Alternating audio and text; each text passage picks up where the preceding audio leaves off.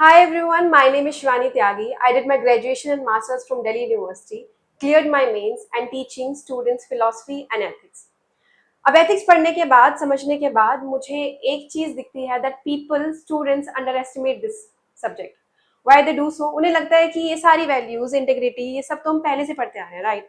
तो go through करेंगे, last moment पर हो जाएगा.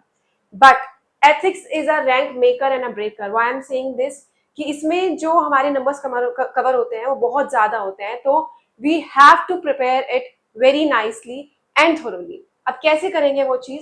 सिलेबस से हम सभी वाकिफ हैं, ठीक है, और इसमें से ऐसी कोई ही टर्म होगी जो हमने नहीं सुनी है या नहीं देखी है. But what's the difference? उसको कोरिलेट कैसे करें, उसको इन्वायरमेंट से कैसे रिलेट करें, एग्जाम्पल्स कैसे करें, कोड्स कैसे लिखें, ये सारी की सारी स्ट्रेटेजीज में आनी चाहिए. और ये सारी स्ट्रेटेजीज हमें बहुत शुरू से प्रिपेयर होनी चाहिए. This subject is not like कि हम क्रैमिंग करेंगे and it will be done. Mug up नहीं करना है. हमें इस तरीके से प्रिपेयर करना है कि जो भी हम टर्म्स पढ़ते हैं उनका रिलेटिव हमें कहीं ना कहीं न्यूज में दिखाई दे, एग्जाम्पल्स के थ्रू दिखाई दे. सी, ये सारी टर्म्स बहुत कॉमन है, ठीक है, हमें कहीं ना कहीं ये सारी चीजें बचपन से देखने को मिली है, लेकिन अपना आंसर यूनिक कैसे बनाना है वो हमारा होगा कोट्स के थ्रू, थिंकर्स के थ्रू, हम जो डेली न्यूज पढ़ते हैं उसमें एग्जाम्पल्स के through. The one who is checking your paper should know कि आपको एक समझ है सोसाइटी की, आपको एक समझ है अपने कैरेक्टर की.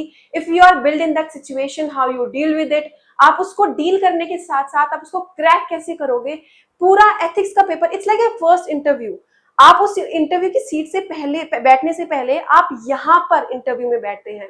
The one who is checking your paper should know कि आप एलिजिबल हैं टू बी एन ऑफिसर. और वो चीज आपको कहाँ से दिखाई देगी? आप जो आंसर लिख रहे हैं, इतने छोटा सा आंसर आपको लिखना है कि उस लाइन में उन्हें समझ में आए कि आपका कैरेक्टर, आपकी सिचुएशन इस तरीके से बिल्ड है कि आप जब उन्हें समझाना शुरू करें कि if you are in that particular situation, तो आप वहां सिचुएशन से ऑनेस्टी के साथ, विद इंटीग्रिटी, अपनी वैल्यूज, अपनी मोरालिटी के साथ निकल जाएंगे.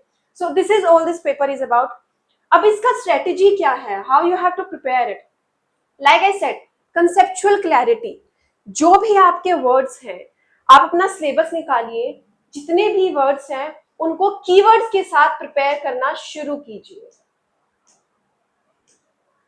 आपके साथ जो नोट्स लेकर चलेंगे, आप जो नोट्स प्रिपेयर करना शुरू करेंगे, that should be so specific, so preciseful कि आप एक वर्ड देखें और आपको उसके थिंकर का नाम जो आपने एग्जांपल्स प्रिपेयर करे, कभी भी सिर्फ एक एग्जांपल प्रिपेयर नहीं करना है. मेक श्योर कि आपके एग्जांपल्स बहुत यूनिक हो.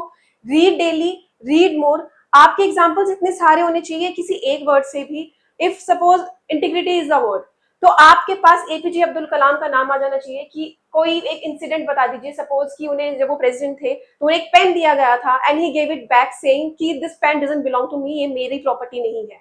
सो दिस शोज हिज इंटीग्रिटी. तो ऐसे ऐसे एग्जांपल्स आपके पास सिर्फ एक नहीं होना चाहिए, एटलीस्ट 4 से 5 एग्जांपल्स आपके पास होने चाहिए and it should be unique. आप डेली पढ़िए, लोगों को समझिए एंड मेक श्योर कि आपके पास कीवर्ड्स के साथ साथ थिंकर्स प्रेजेंट हो. नाउ इफ आई से कि आपके पास थिंकर्स हैं, कोड्स भी है, आपके पास वर्ड्स भी है, अब आपको उसे यूनिक कैसे दिखाना है? अब पेपर में बहुत छोटा सा आपको आंसर लिखना है, अब उसमें आपको यूनिकनेस कैसे दिखानी है? Blend with real life situations. जैसे ही आप ये चीज करेंगे, आप कहीं ना कहीं हटकर आएंगे.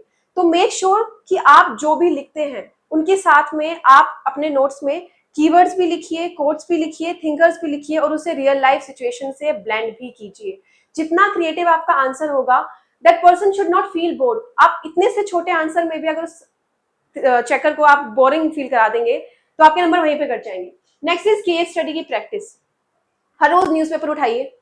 आप इमेजिन करिए कि अगर ये न्यूज आज हुई है and if you are in that situation, how will you deal it? आप उसको कैसे मॉडिफाई करेंगे? आप कुछ अलग क्या करते? और हमेशा उस चीज के भी नोट्स बनाइए, क्योंकि ये सारा की सारी चीजें मेहनत की तो है, but it all will be worth it जब आप ये चीजें करना शुरू कर देंगे. केस स्टडीज बहुत मेजर रोल प्ले करती हैं एथिक्स के पेपर में. तो जितनी केस स्टडीज की आप प्रैक्टिस करेंगे कीवर्ड्स के साथ साथ जो मैंने ऊपर मेंशन करी है, उतना ही ज्यादा आपको प्रैक्टिस करने को मिलेगा. Next is notes. नोट्स किसी के लिए नहीं है. नोट्स को कलरफुल नहीं बनाना है. नोट्स को कुछ ऐसा बनाना है which are only and only for you, कि आप सिर्फ एक वर्ड देखें, आप उस वर्ड को देख के समझ जाएं कि इस वर्ड के साथ I have to put this thinkers, I have to put this examples, और मैं इस रियल लाइफ सिचुएशन से इसको कंपेयर करना शुरू कर दूंगा। तो मेक श्योर जो आप नोट्स बना रहे हैं तो वो एक वन पेजर हो, कि आप अगर पेपर से पहले भी देख रहे हो उन नोट्स को, उन कीवर्ड्स को, तो आपके दिमाग में वो पूरा फिट हो जाए कि इसके साथ साथ मुझे ये फिलोसफर्स का, ये थिंकर्स का और ये रियल लाइफ सिचुएशंस ब्लेंड करनी है, और मुझे अपना आंसर इस तरीके से प्रिपेयर करना है। और उसके बाद दूसरी चीज, कीवर्ड्स को जो है आप कोरिलेट करना शुरू कर दीजिए, सिचुएशंस में ब्लेंड करना शुरू कर दीजिए, वो आपको केस स्टडीज में हेल्प करेगा। Then another last step is step 5, mock test. आप जितना ज्यादा प्रैक्टिस करेंगे, जितना आप इस पेपर को इंपॉर्टेंस देंगे, अगर आप 20 मिनट भी, सिर्फ 20 मिनट भी आप बैठकर इसके लिए प्रिपेयर करते हैं, it all will be enough. Last moment में प्रिपेयर करने से कोई फायदा नहीं है। तो मेक श्योर कि आपका जो एथिक्स का पेपर है वो इन 5 स्टेप्स के थ्रू ही प्रिपेयर हो। The other thing which I feel is important, वो है टॉपर्स के हमारे जो आंसर्स हैं, उन्हें आप रीड करो, उन्हें देखो कि वो किस तरीके से प्रेजेंट किए गए हैं, और अगर आप उसमें कुछ मॉडिफाई कर सकते हो जो आपका कैरेक्टर शो करता है, तो वो चीज करना शुरू करो। क्योंकि टॉपर्स ने जिस तरीके से आंसर लिखे हैं वो आपको बताएंगे कि पूरा सेटअप कैसे होता है आंसर्स का, किस तरीके से कंक्लूजन लिखा जाता है, किस तरीके से थिंकर्स को ब्लेंड किया जाता है रियल लाइफ सिचुएशन से। तो ये सारी की सारी चीजें हमें करनी है।